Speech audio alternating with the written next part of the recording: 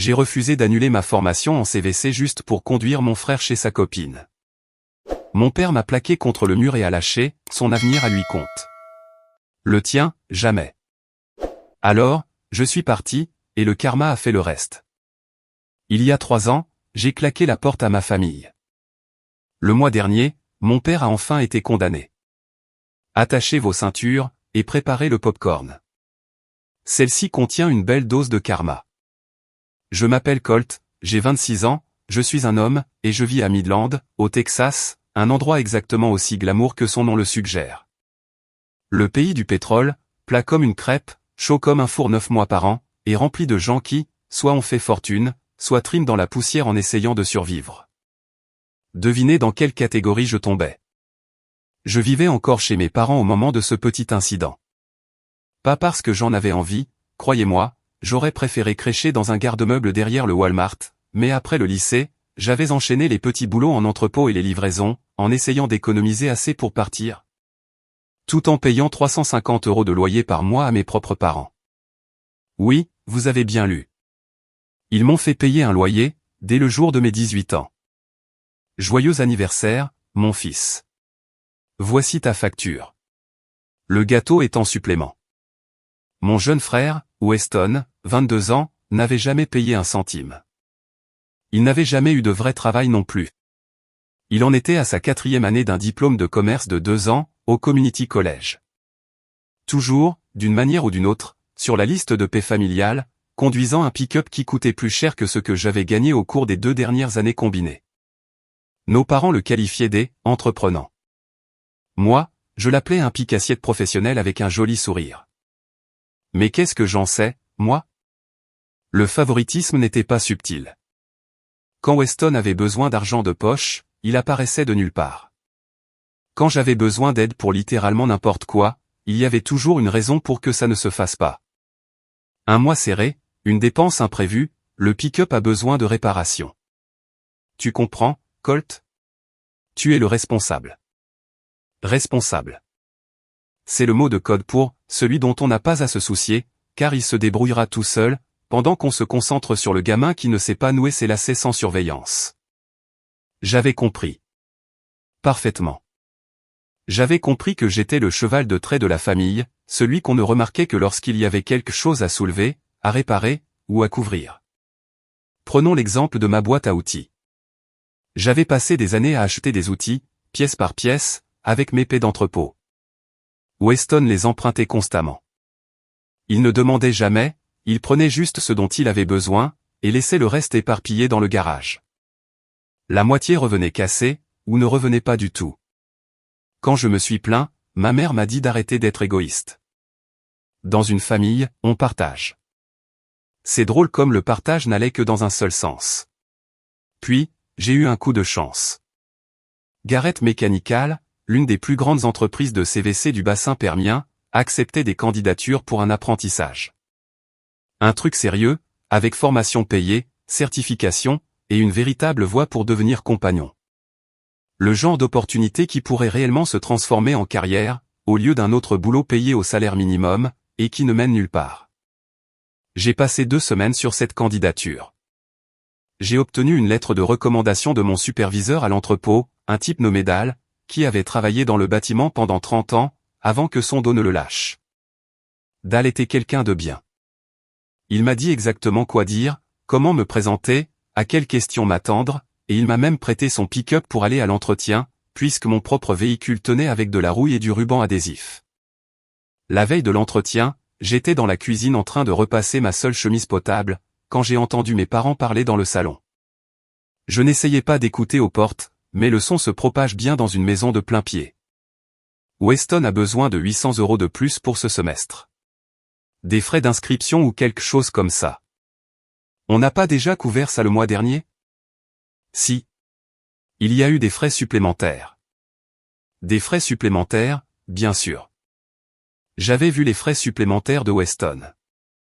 Une nouvelle configuration de jeu, des week-ends avec sa copine, le genre de dépenses qui apparaissait chaque fois que son compte en banque était à sec, ce qui était pratiquement tout le temps.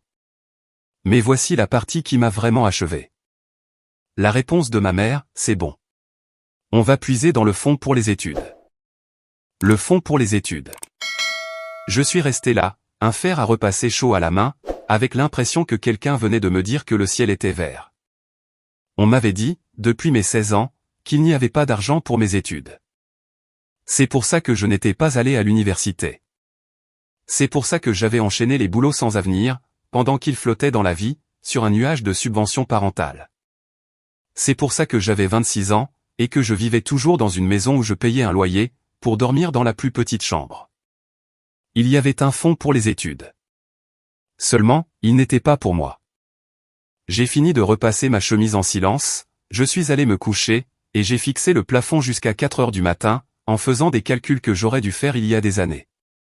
Toutes les fois où l'on m'avait dit non. Toutes les opportunités que j'avais vues passer, parce que nous ne pouvions pas nous le permettre. Chaque sacrifice que j'avais fait, pendant que mon frère collectionnait des trophées de participation, juste pour le fait d'exister. L'entretien n'était plus seulement une opportunité. C'était la preuve que je pouvais construire quelque chose sans eux. Et apparemment, ça faisait une peur bleue à quelqu'un. Le matin est arrivé trop vite. J'étais debout à 6 heures, douché, habillé, en train de repasser des scénarios d'entretien dans ma tête, tout en essayant de manger un toast sans mettre de miettes sur ma chemise. L'apprentissage commençait à 800 € par semaine pendant la formation, avec une augmentation à 1200 €, une fois la première certification obtenue.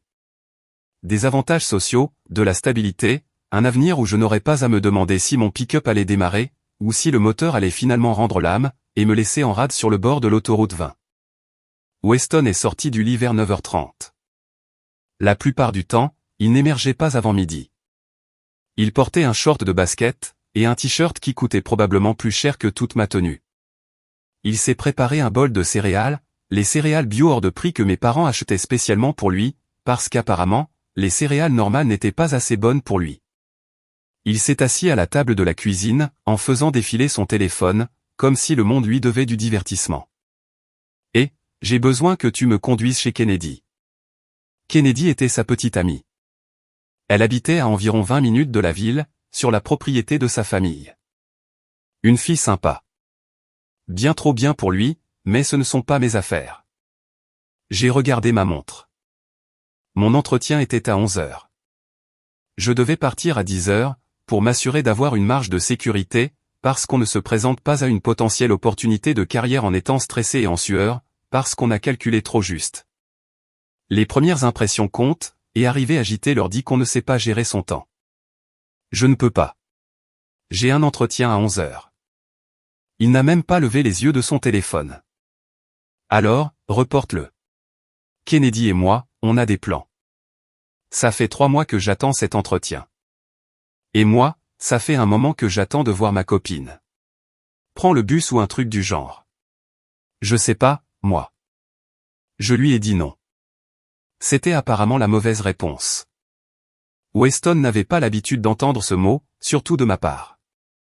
Toute sa vie avait été construite autour de l'idée que les autres s'adapteraient à lui. Il a quitté la cuisine sans un mot de plus.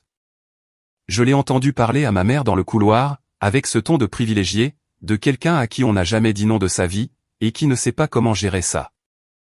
En moins de 5 minutes, elle est apparue dans l'encadrement de la porte, les bras croisés, le visage figé dans cette expression déçue, qu'elle avait perfectionnée au fil des ans.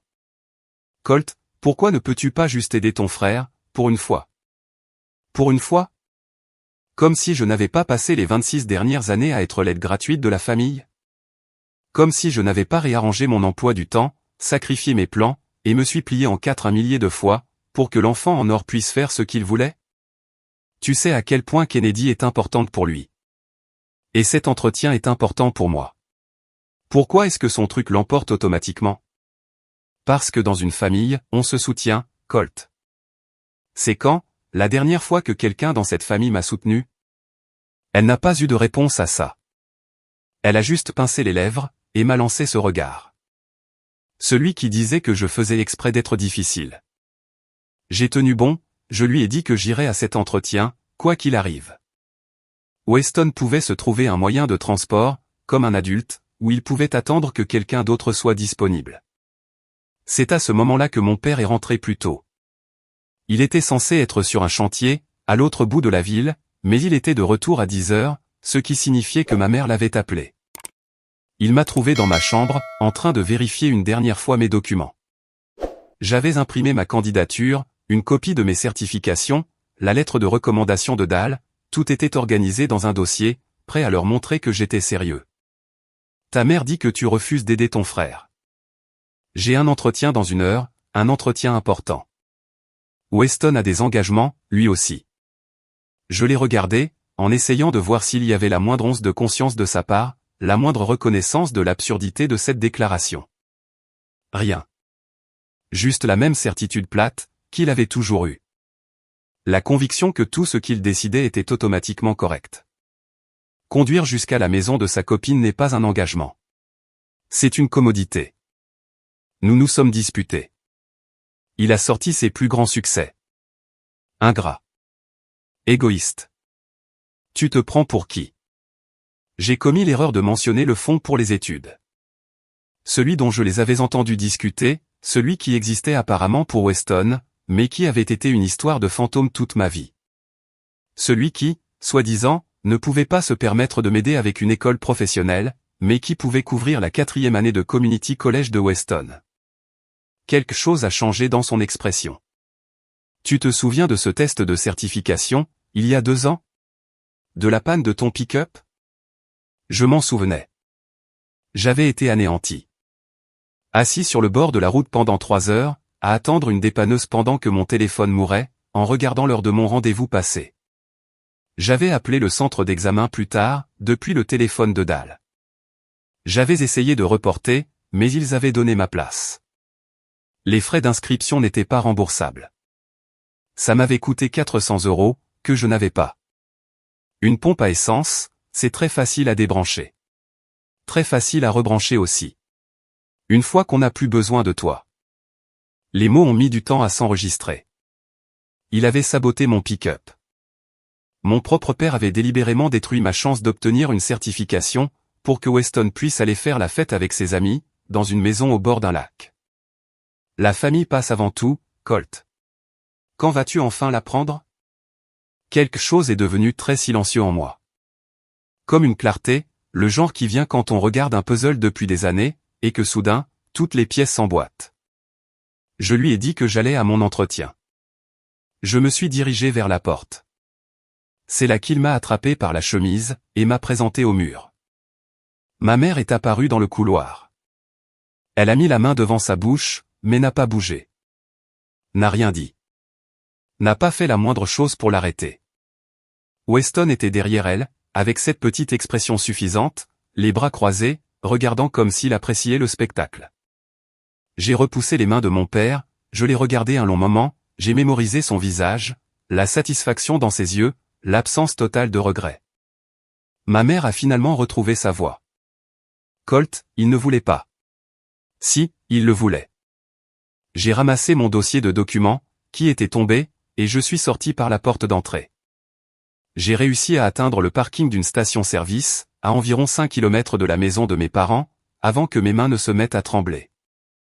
L'adrénaline se dissipait, remplacée par un étrange mélange de colère, et quelque chose qui aurait pu être du soulagement.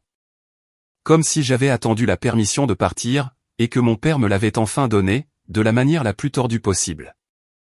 Le miroir de la salle de bain montrait une marque rouge, qui s'épanouissait le long de ma pommette, là où j'avais heurté le mur. Ma chemise était froissée, là où il m'avait attrapé. J'avais environ 40 minutes, pour me ressaisir, et me présenter à l'entretien le plus important de ma vie. J'ai sorti mon téléphone, j'ai pris une photo de mon visage, et je l'ai envoyée à Dahl, avec une seule ligne, s'il m'arrive quelque chose, c'est mon père. Puis, j'ai fait ce que j'ai pu. Je me suis aspergé le visage d'eau, j'ai remis ma chemise en place, et j'ai passé mes doigts mouillés dans mes cheveux. La marque sur mon visage devenait de plus en plus foncée, minute après minute, se dirigeant vers un joli bleu violacé, qui serait impossible à cacher ou à justifier. Je n'allais pas le cacher. Je n'allais pas inventer une histoire, sur le fait de m'être cogné dans une porte, ou d'avoir trébuché sur quelque chose. S'il me posait la question, je dirais la vérité. Si ça me coûtait l'opportunité, au moins, je saurais à quel genre d'entreprise j'avais affaire. Le siège de Garrett Mechanical était dans un bâtiment en tôle ondulée, dans la partie est de la ville. Pratique, construit pour survivre au climat de l'ouest du Texas. Je suis arrivé 12 minutes en avance, je me suis présenté à une réceptionniste, qui a jeté un regard inquiet à mon visage, et j'ai attendu. L'homme qui est sorti pour me chercher était un homme au torse large, dans la cinquantaine, avec une poignée de main comme un étau. Il s'est présenté comme Ray Thornton, le directeur des opérations. Il était dans l'entreprise depuis ses 19 ans. Il avait gravi les échelons, d'apprenti à la direction de toute l'affaire. La première chose qu'il a remarqué, c'est l'échymose. Difficile à manquer, à ce stade. Dure matinée? J'aurais pu mentir, mais j'en avais juste marre de faire semblant. Mon père m'a jeté contre un mur, parce que je ne voulais pas annuler cet entretien, pour conduire mon frère chez sa copine. Les sourcils de Ray se sont levés. Il est resté silencieux un moment, puis a hoché la tête. Quelle distance as-tu parcouru en voiture, pour arriver ici, après ça? Environ 15 kilomètres. Je me suis arrêté à une station-service, pour arranger ma chemise. Il a émis un son, quelque part entre un grognement et un rire. Viens par ici. Parlons. L'entretien s'est bien passé. Ray m'a posé des questions sur mon expérience, mes objectifs, pourquoi je voulais me lancer spécifiquement dans le CVC. Je lui ai dit la vérité. Que j'avais enchaîné les boulots sans avenir pendant des années, en voyant les opportunités me passer sous le nez, parce que je n'en avais pas les moyens, ou que je n'avais pas les relations. Je voulais construire quelque chose de réel, quelque chose qui m'appartenait, quelque chose que personne ne pourrait m'enlever. Pourquoi le CVC? Pourquoi ne pas simplement trouver un autre boulot en entrepôt? Parce que les boulots en entrepôt ne mènent nulle part. J'ai vu des gars faire ça pendant 20 ans, et finir exactement là où ils ont commencé. Je veux vraiment construire quelque chose. La plupart des jeunes de ton âge veulent juste le chèque de paie. Ils ne veulent pas entendre parler du labeur. Je trime depuis que je suis né. Autant trimer pour quelque chose qui en vaut la peine. Il m'a parlé de son propre parcours. Il a commencé comme aide à 19 ans. Il a appris le métier sur le tas. Il a finalement acheté des parts de l'entreprise, en tant que partenaire. Il a dit qu'il avait vu passer beaucoup de jeunes, dans le programme d'apprentissage. Et ceux qui réussissaient n'étaient pas toujours les plus intelligents, ou les plus talentueux. C'étaient ceux qui se pointaient jour après jour, à travers les moments difficiles, les moments ennuyeux, et les moments où l'on avait envie de tout laisser tomber. À la fin, il s'est adossé à sa chaise, et m'a regardé un long moment. Tu as un endroit où dormir ce soir? La question m'a pris au dépourvu. Je n'y avais pas pensé. Dans ma hâte d'arriver à l'entretien, j'avais fonctionné en pilote automatique. Aller à l'entretien. S'inquiéter du reste plus tard. Gérer les retombées quand il le faudra. J'ai admis que je n'étais pas sûr. Peut-être trouver un motel, ou quelque chose comme ça. Me débrouiller. Ray a sorti son téléphone, et a passé un appel. Il a parlé à quelqu'un nommé Chuck. Il a demandé si la chambre d'amis de son atelier était toujours disponible. Apparemment, elle l'était. Mon pote tient un garage de réparation automobile sur la 7e rue. Il a une pièce au-dessus du garage, qu'il utilise comme débarras, mais il y a un lit de camp et une salle de bain. Ce n'est pas grand-chose, mais c'est gratuit, et c'est sûr. Tu peux y dormir, le temps que tu t'organises. Je ne savais pas quoi dire. J'étais venu à cet entretien en m'attendant à répondre à des questions sur mes qualifications. Et au lieu de ça, on m'offrait une bouée de sauvetage, de la part de quelqu'un que je connaissais depuis 45 minutes. Mec, j'apprécie vraiment. Merci. Il a haussé les épaules. On prend soin des nôtres. Maintenant, je ne peux pas encore te faire de promesses. Tu as un deuxième entretien avec notre compagnon principal jeudi, puis une visite de l'atelier, et ensuite la paperasse habituelle et le test de dépistage de drogue. Mais en supposant que tout se passe bien, tu pourrais commencer lundi prochain. Je lui ai dit que je serais là jeudi, je lui ai serré la main, et je suis sorti de ce bâtiment avec le sentiment que peut-être, juste peut-être, les choses commençaient enfin à bouger dans la bonne direction. Le deuxième entretien de jeudi s'est bien passé. Le compagnon principal était un type nommé Hector, calme et sérieux, qui a posé des questions pratiques sur mon éthique de travail, et ce que je savais des systèmes mécaniques. La visite de l'atelier, c'était principalement Ray, qui montrait les équipements et expliquait à quoi servait chaque chose. Le test de dépistage est revenu négatif. La paperasse a été déposée, et le vendredi après-midi, j'avais une date de début confirmée. Chuck tenait un atelier de réparation qui donnait l'impression d'être là, depuis l'administration d'Eisenhower. Des sols en béton, tachés par des décennies d'huile. Des portes de garage qui grinçaient à l'ouverture, et l'odeur permanente d'huile de moteur et de flux de soudure, imprégnée dans chaque surface. C'était un homme trapu, dans la soixantaine, avec plus de tatouages que de peau visible, et un rire qui ressemblait à une charnière rouillée. Alors, c'est toi le gamin pour qui Ray a appelé. Il m'a toisé, ses yeux s'attardant sur mon ecchymose. Joli cocard. T'as énervé qui? Mon père. Ouais, ce sont les pires. Viens, je vais te montrer la chambre. La chambre était exactement comme annoncé. Un lit de camp qui avait probablement été un surplus militaire, pendant la guerre de Corée. Un chauffage d'appoint qui ressemblait à un risque d'incendie. Une salle de bain qui était plus ou moins fonctionnelle, si l'on ne se souciait pas d'une pression d'eau, qui passait du filet à la lance à incendie. Des boîtes de rangement empilées le long des murs. Une petite fenêtre, qui donnait sur la ruelle. C'était la meilleure chose que j'ai jamais vue. J'y ai dormi cette nuit-là, d'un sommeil plus profond que je ne l'avais eu depuis des années. Pas de bruit de pas au-dessus de ma tête. Pas de commentaires passifs-agressifs au petit déjeuner. Pas le sentiment d'être un invité dans ma propre maison. Juste le silence, et le son lointain de la circulation. Je me suis réveillé avec une vingtaine de messages de ma mère. Je n'en ai lu aucun. J'ai supprimé la notification, sans en ouvrir un seul. Le lendemain matin, Dal m'a aidé à récupérer mes affaires, de la maison de mes parents. Je l'avais appelé la veille au soir. Je lui avais expliqué la situation, dans les grandes lignes. Il n'a pas posé beaucoup de questions. Il a juste dit qu'il viendrait me chercher à 7 heures avec son pick-up, et qu'on s'en occuperait ensemble. T'es sûr de toi? Une fois que tu seras parti, ce sera fini. Ça fait un moment que j'en suis sûr. J'avais juste besoin d'un coup de pouce. Il a hoché la tête. Parfois, la chose la plus difficile à quitter, c'est la famille, même quand c'est elle qui vous fait du mal. Ma mère attendait quand nous sommes arrivés. Elle s'attendait clairement à ce que je vienne seul. Et la présence de Dal l'a déstabilisé.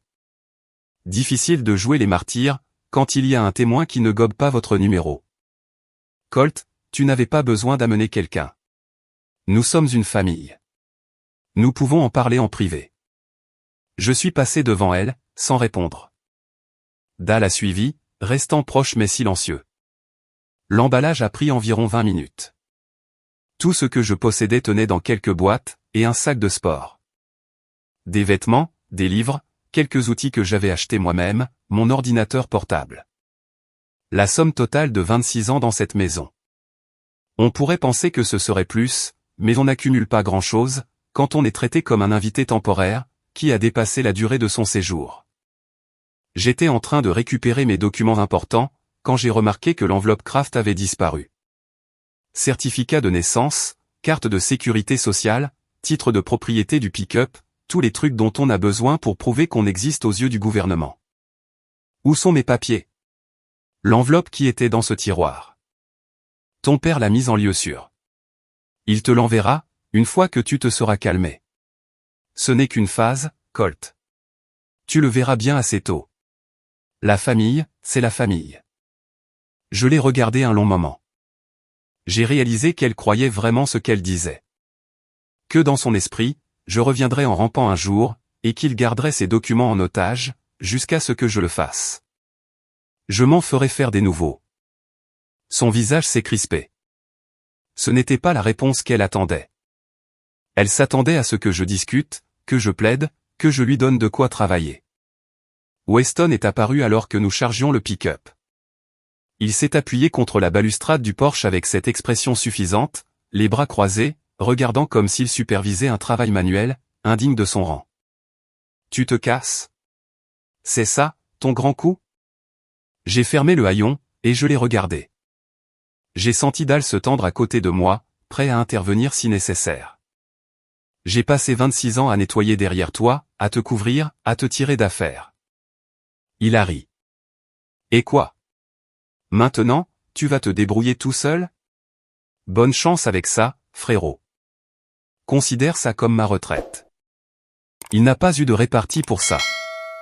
Il est juste resté là, la bouche à moitié ouverte, alors que nous nous éloignions. Dans le rétroviseur, je l'ai regardé rapetisser, jusqu'à ce qu'il ne soit plus qu'une petite silhouette sur un Porsche. L'apprentissage a commencé le lundi, à 6 heures du matin, en se présentant à l'atelier avec des bottes de travail, et prêt à apprendre. Ray m'a mis en binôme avec un compagnon nommé Hector, un type calme d'une trentaine d'années, qui faisait du CVC depuis 15 ans, et qui avait oublié plus que ce que la plupart des gens n'apprendront jamais. Le premier jour, il m'a regardé de haut en bas, et a dit une seule chose, « Tu vas te pointer tous les jours ?» « Oui, monsieur. » « Alors on s'entendra bien. » Hector n'était pas un bavard.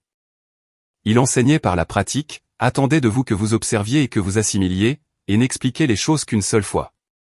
Si vous n'étiez pas attentif, c'était votre problème. Il n'était pas rancunier, mais il ne vous tenait pas non plus par la main. Soit vous suiviez, soit vous ne suiviez pas. Les premières semaines ont été brutales. Debout avant l'aube, travaillant jusqu'à ce que mes muscles hurlent, étudiant pour les certifications le soir, dans le débarras de Chuck. Je vivais de café de station-service, et d'épicerie bon marché. J'ai perdu environ 7 kilos, j'ai gagné des callosités sur des callosités, et j'en ai appris plus sur les unités de traitement de l'air que je n'aurais jamais cru possible. La pièce au-dessus du garage de Chuck est devenue ma maison. J'ai nettoyé les boîtes de rangement, j'ai installé quelques étagères bon marché, et j'ai suspendu une couverture sur la fenêtre, pour avoir de l'intimité. Chuck a commencé à me laisser utiliser l'équipement de l'atelier, après les heures de travail, pour bricoler mon pick-up, m'enseignant les bases de la réparation de moteurs, en échange de mon aide pour fermer le soir. Il avait été marine, à l'époque, avait fait 2 missions, était rentré au pays, et avait bâti cet atelier à partir de rien. Un soir, environ 3 semaines plus tard, il m'a tendu une enveloppe. À l'intérieur, il y avait un jeu de clés, et le titre de propriété d'une vieille fourgonnette de travail, qui traînait dans un coin de son terrain, depuis des années. Qu'est-ce que c'est? Les clés de cette fourgonnette, là-bas. Elle roule bien. Elle a juste besoin d'un coup de jeune. Je ne peux pas accepter ça. Laisse-moi au moins te payer quelque chose. Il a balayé ma proposition d'un geste de la main. Tu m'aides à fermer tous les soirs. T'as jamais rien demandé. Considère ça comme un prêt à long terme. Rends l'appareil un jour, quand tu seras en position d'aider un autre gamin, qui a besoin d'un coup de pouce. Cette fourgonnette est devenue ma bouée de sauvetage. Un moyen de transport fiable. Quelque chose que je pouvais utiliser pour le travail, un abri de secours si tout le reste s'effondrait. J'ai travaillé dessus à chaque moment de libre, en réparant des choses, en nettoyant des années de bric-à-brac accumulées. Environ un mois après mon départ, j'ai reçu mon premier vrai chèque de paie de Garrett Mechanical. 846 € après impôt. Pas grand-chose, selon la plupart des standards, mais pour moi, c'était la preuve que je pouvais survivre sans ma famille. La même semaine, j'ai essayé d'ouvrir un compte bancaire. On me l'a refusé. La banque a signalé mes informations, disant que j'avais des rapports négatifs liés à mon numéro de sécurité sociale, et qu'ils ne pouvaient rien ouvrir en interne. Ils m'ont recommandé de consulter mon rapport de crédit, et de comprendre ce qui se passait. J'ai demandé un rapport de crédit. Ce qui en est ressorti a fait passer tout le reste pour un simple échauffement. 3 cartes de crédit que je n'avais jamais demandées. Un prêt automobile pour un véhicule que je n'avais jamais vu. Des comptes de magasins, dans des endroits où je n'avais jamais fait d'achat. Des abonnements mensuels, à des services dont je n'avais jamais entendu parler.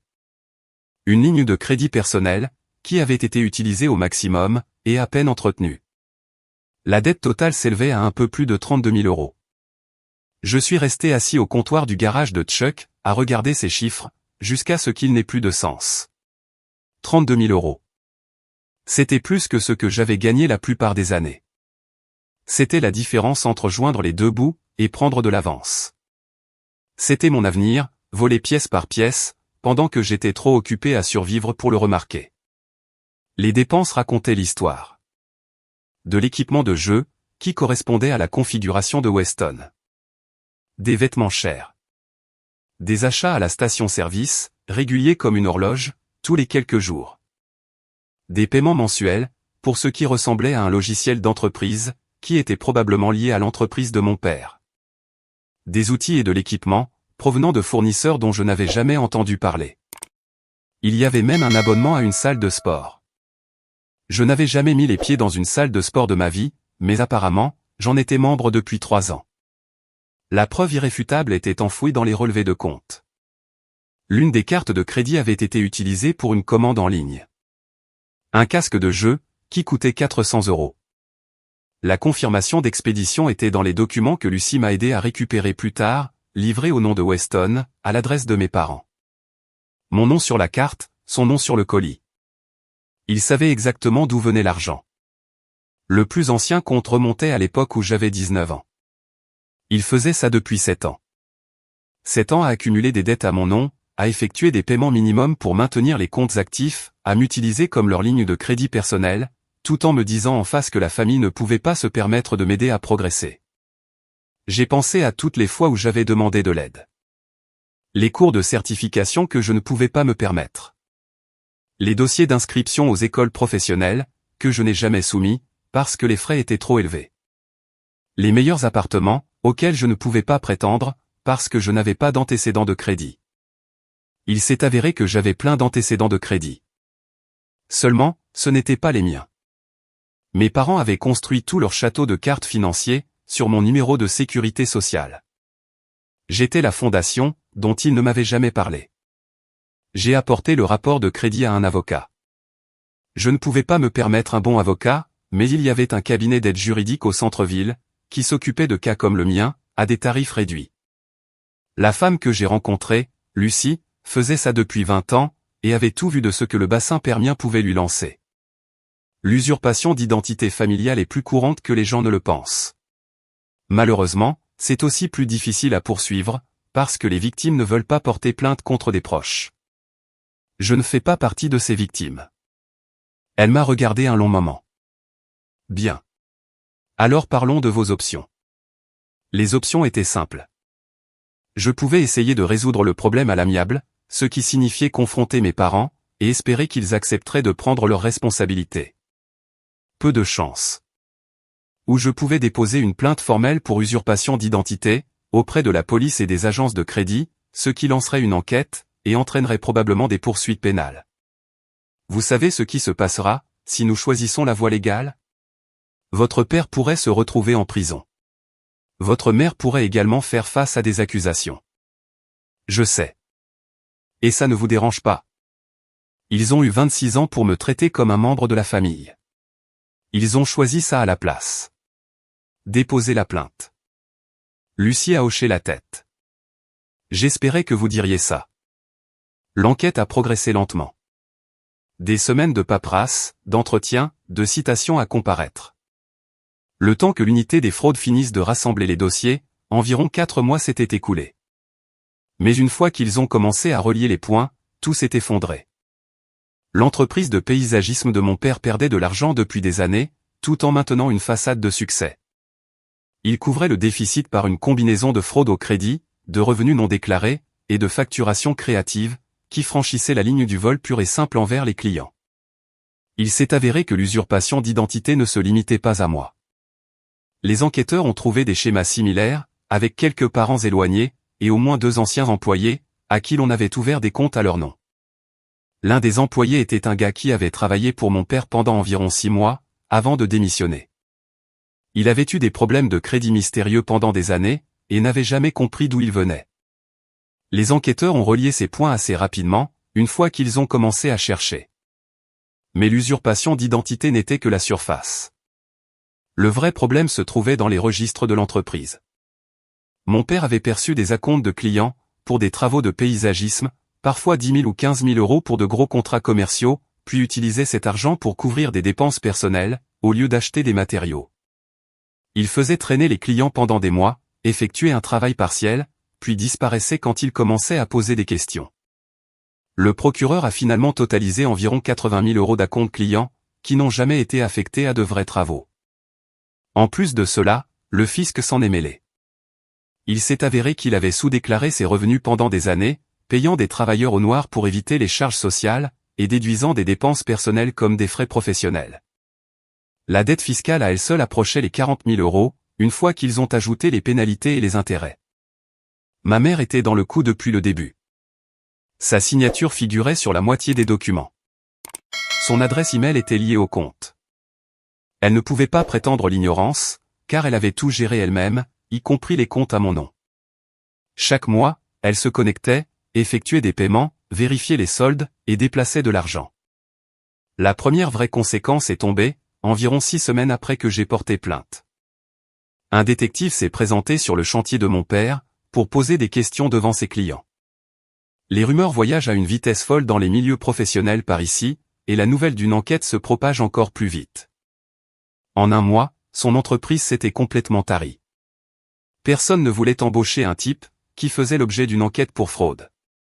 Ma mère a essayé de me joindre. Je n'ai pas répondu. Quoi qu'elle ait à dire, je l'avais déjà entendu. Les culpabilisations, les accusations, l'histoire réécrite où ils étaient les victimes, et où j'étais le fils ingrat qui avait tout détruit. Weston était encore plus prévisible. Il s'est pointé un après-midi au garage de Chuck, au volant de son pick-up hors de prix, s'attendant clairement à une sorte de confrontation. J'étais à l'arrière, quand j'ai entendu sa voix. Je sais qu'il est là. Dites-lui de sortir et de m'affronter comme un homme. Chuck l'a accueilli à la porte, avec une clé en croix dans une main, et un regard qui disait qu'il savait exactement comment s'en servir, et qu'il n'était pas contre une petite démonstration. Tu ferais mieux de remonter dans ton joli pick-up, et de déguerpir. Sinon quoi? Tu vas me frapper? Je vais poursuivre cet endroit jusqu'à la faillite. Mon petit, j'ai été dans assez de sales situations, pour savoir que tu ne veux pas de celle-ci. Dégage de ma propriété. Weston est parti, démarrant en trompe du parking, comme un adolescent essayant de jouer les durs. Chuck l'a regardé partir, puis s'est tourné vers moi. Ton frère a l'air d'être un sacré champion. Ray m'a pris à part, après le travail, quelques jours plus tard. Il avait entendu parler de la situation, par le bouche à oreille de la petite ville. Le bruit courait que le nouvel apprenti était celui qui avait dénoncé sa propre famille. Tu tiens le coup? J'y travaille. Il a hoché la tête. Les histoires de famille sont toujours les plus difficiles. Mais tu as fait ce qu'il fallait. Les gens qui volent leurs propres enfants ne s'arrêtent pas, jusqu'à ce que quelqu'un les arrête. Ils trouvent juste de nouvelles victimes. Les retombées ont été chaotiques. Mon père a été accusé de multiples chefs de fraude, d'usurpation d'identité, et de fraude fiscale. Le procureur avait assez de preuves pour l'enterrer, et une fois que la trace écrite a été établie, il a finalement plaidé coupable, au lieu de se faire anéantir au procès. L'audience de détermination de la peine a eu lieu, environ 8 mois après son plaidoyer. Lucie m'avait préparé à ce à quoi m'attendre, m'avait guidé à travers le processus, m'avait aidé à comprendre ce qui serait demandé, mais le voir se dérouler en personne était différent, plus difficile que je ne l'aurais cru. Ma mère, pleurant à la barre, comme si elle était la victime, parlant de la difficulté de leur vie. Elle a croisé mon regard exactement une fois, et je n'ai rien vu qui ressemblait à du remords. Weston, refusant de parler, assis dans la galerie, l'air de préférer être n'importe où ailleurs, consultant de temps en temps son téléphone, jusqu'à ce que le juge lui dise de le ranger. L'avocat de mon père, essayant tous les angles pour obtenir une peine plus légère, me peignant comme un fils vindicatif et rancunier, suggérant que les crimes étaient exagérés, laissant entendre que j'étais mentalement instable. Rien de tout cela n'a ému le juge. La documentation était trop solide. Le schéma était trop évident pour que quiconque l'ignore. J'ai fait une déclaration d'impact de la victime. J'ai dit la vérité, chaque opportunité cachée, chaque chance sabotée, chaque euro qu'ils avaient volé, tout en me disant en face que la famille ne pouvait pas se permettre de m'aider. Le procureur avait la documentation pour tout cela. Des relevés bancaires, des relevés de comptes, la chronologie des achats, des demandes de cartes de crédit avec des signatures falsifiées, des emails entre mes parents discutant de la manière de gérer les comptes sans que je le découvre, et cette confirmation d'expédition. Avec le nom de Weston sur le colis, payé avec une carte à mon nom. Celle-là a provoqué une réaction dans la salle d'audience. Le décompte final était salé. 32 000 € à mon nom seul, plus 15 000 autres euros répartis entre les autres victimes, une fois qu'ils ont élargi le champ de l'enquête. 80 000 € d'acompte clients volés. 40 000 € d'arriérés d'impôts, de pénalités et d'intérêts. Mon père avait creusé un trou de près de 170 000 €, en utilisant l'argent et la confiance des autres. Et maintenant, il était temps de payer. Mon père a écopé de 4 ans de prison d'État. Ma mère a eu de la probation et des travaux d'intérêt général, ainsi qu'une ordonnance du tribunal l'obligeant à rembourser les dettes qu'ils avaient contractées à mon nom, une restitution sur les actifs, ce qui signifiait la maison. En le faisant sortir, mon père m'a regardé une dernière fois. T'es content, maintenant? Tu as détruit cette famille. Je n'ai pas scié. Non, c'est toi. J'ai juste arrêté de t'aider à le cacher. La maison a été mise en vente forcée, pour couvrir ce qu'il devait. Lorsque ma mère n'a plus pu suivre seule, la saisie a suivi quelques mois plus tard. L'endroit où j'avais grandi, partit pour payer les dégâts qu'ils avaient causés. Weston a réussi, d'une manière ou d'une autre, à éviter les accusations directes. Il avait été assez prudent, ou assez chanceux, pour ne pas avoir son nom sur quoi que ce soit de directement incriminant. Mais sa vie de privilégié était terminée. Plus de subventions parentales, plus de fonds pour les études, plus de pick-up hors de prix, qui a été saisi lorsque les paiements ont cessé, parce qu'il s'est avéré que ces paiements provenaient des comptes frauduleux. Aux dernières nouvelles, il travaillait dans une station-service, et vivait avec la famille de Kennedy, ce qui, j'en suis sûr, était exactement l'avenir qu'il s'était toujours imaginé. Très entreprenant. Le côté financier a mis plus de temps à se régler. Les comptes frauduleux ont été fermés. Les dettes ont été contestées. Mon rapport de crédit a été nettoyé, pièce par pièce, sur une période d'environ 1 an. Ce n'était ni rapide, ni facile. J'ai passé des heures au téléphone avec les agences de crédit, j'ai rempli assez de paperasse pour construire une petite maison, et j'en ai appris plus sur le processus de contestation que quiconque ne devrait jamais avoir à le faire. Mais à la fin, mon score était remonté à un niveau fonctionnel. Je suis resté chez Chuck pendant environ 8 mois, avant de trouver mon propre studio. Petit, bon marché, mais c'était à moi. Payé avec l'argent que j'avais gagné. L'apprentissage a débouché sur un vrai poste. La certification de compagnon est arrivée après environ 2 ans de travail acharné, entre les cours, les examens et les heures de pratique. Ray m'a promu chef d'équipe peu de temps après, ce qui signifiait une augmentation, de vraies responsabilités, et des gens qui se tournaient vers moi pour des réponses. Hector m'a fait un signe de tête quand il a appris la nouvelle, ce qui, de sa part, était pratiquement une ovation debout. Dal et moi sommes restés proches. Il est venu à ma cérémonie de certification, il se tenait au fond avec Chuck, tous deux ressemblant à des oncles fiers, lors d'une remise de diplôme. Nous avons dîné ensuite dans un food truck à tacos, dont Dal jurait qu'il était le meilleur du bassin permien. Il n'avait pas tort. Les meilleurs carnitas que j'ai jamais mangés. Servis dans des assiettes en carton, sur un parking. Chuck a fini par me vendre cette fourgonnette de travail. Il a refusé d'en prendre le plein prix. Il a dit que je l'avais déjà payé, en sueur et en travail, avec toutes les nuits où j'avais aidé à fermer l'atelier. Je la conduis toujours. Elle roule toujours bien. Elle me survivra probablement, à ce rythme. Ma mère m'a contacté une fois, environ 1 an après que tout se soit calmé. Une lettre manuscrite, pleine de ce genre de langage qui ressemble à des excuses, mais qui n'admet jamais rien. Beaucoup de « nous n'avons jamais voulu que les choses se passent ainsi », et « j'espère que tu trouveras la force dans ton cœur de ». Je l'ai lu une fois, puis je l'ai jeté. Certaines portes font mieux de rester fermées. Je n'ai jamais eu de nouvelles de mon père, directement. C'est probablement mieux ainsi. Je ne sais pas ce que je lui dirais, de toute façon. Peut-être rien. Peut-être juste partir en silence. Comme je l'ai fait ce matin-là, quand il a clairement exposé sa position. Son avenir à lui compte. Le tien, jamais. Ce qui est drôle, c'est qu'il avait raison. Pour lui, mon avenir n'a jamais compté. J'étais juste une ressource à utiliser, un outil pratique pour construire la vie qu'il voulait pour lui-même, et pour son fils préféré. Mais cela a cessé d'être sa décision, à l'instant où j'ai franchi cette porte. Si vous lisez ceci, et que quelque chose vous semble familier, je veux que vous sachiez que partir, ce n'est pas abandonner. Parfois, c'est la seule façon de commencer à vivre vraiment. Avez-vous déjà eu à choisir, entre rester dans une situation toxique, ou vous en libérer? Qu'est-ce qui vous a finalement poussé à prendre cette décision? Partagez vos histoires dans les commentaires. Je veux les entendre. Si vous avez apprécié cette vidéo, n'hésitez pas à cliquer sur le bouton d'abonnement. Cela aide vraiment la chaîne, et nous permet de vous apporter plus d'histoires, de meilleure qualité. Merci.